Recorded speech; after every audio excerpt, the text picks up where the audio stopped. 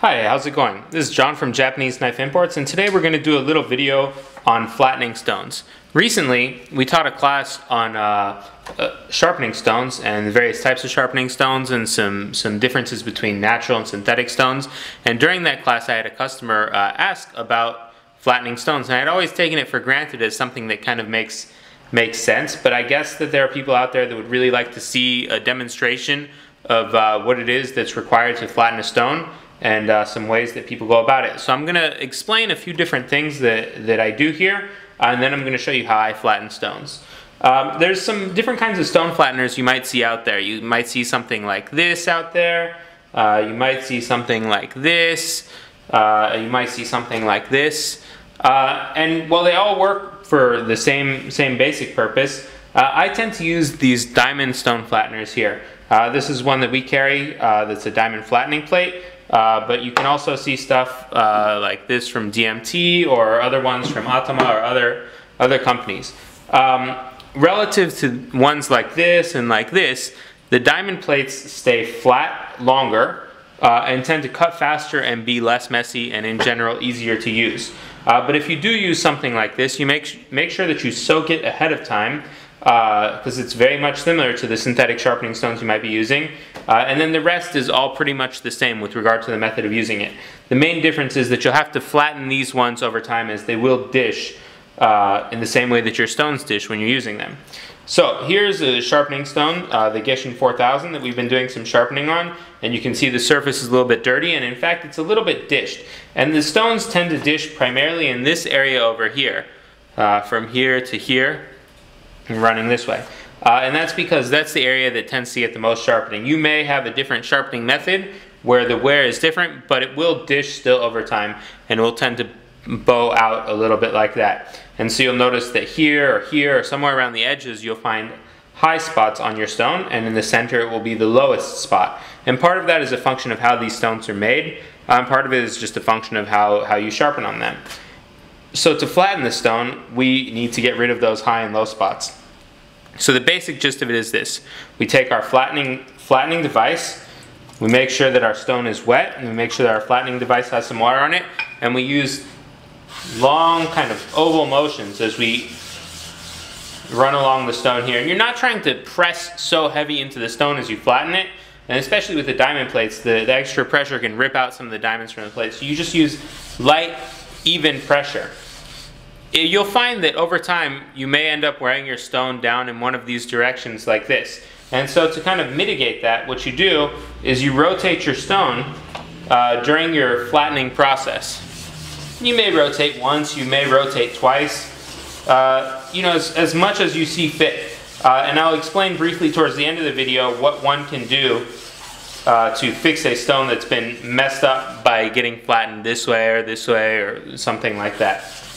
Anyways, you'll see that I continue to use these long oval strokes as I go over the stone until my stone surface looks nice and even.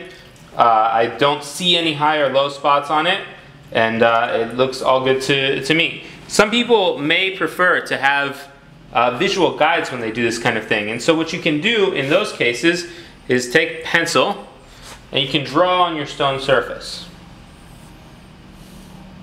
And some people like to use grid patterns. Some people use other things. I've had some people just draw like cartoons and stuff like that on their stone surface, and that's totally acceptable as well. Here you'll see that we have something covering the entire surface of our stone. It's a grid pattern. I have an X across it.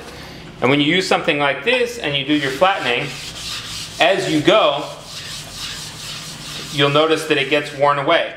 And there will be spots that wear away more quickly than others, and you just kind of continue doing this until the entire stone surface is even and clean. Alright, once you have a flat surface of your stone, you want to round off the edges of the stone. And what you can do for that is kind of bevel them off. You can see I'm working at like a roughly 45-degree or so angle here, and you can wobble a little bit as you do it, rounding them off. That's perfectly acceptable as well.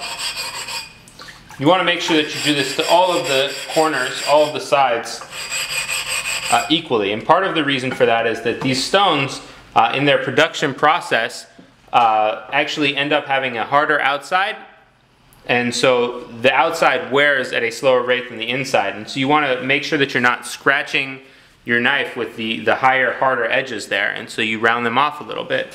The other reason is that they can be sharp, and as you're sharpening, you may end up catching your finger on one of them, and it's very uncomfortable.